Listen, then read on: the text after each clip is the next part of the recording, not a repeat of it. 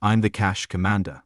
Welcome to our finance channel, EconXpress, where we delve into the world of personal finance, investing, budgeting, and wealth-building strategies. In today's video, we will continue our discussion on budgeting and put theory into practice. The goal of these mini-series is to understand and track your daily expenses, enabling you to restructure your finances, prioritize your financial goals, manage your debts, and build an emergency fund for unforeseen circumstances. This is the first of 3 mini-series videos that will guide you through the practical steps of creating a budget for yourself and your family.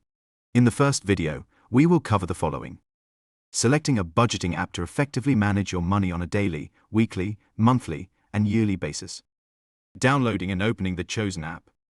Adjusting the basic settings to suit your specific needs.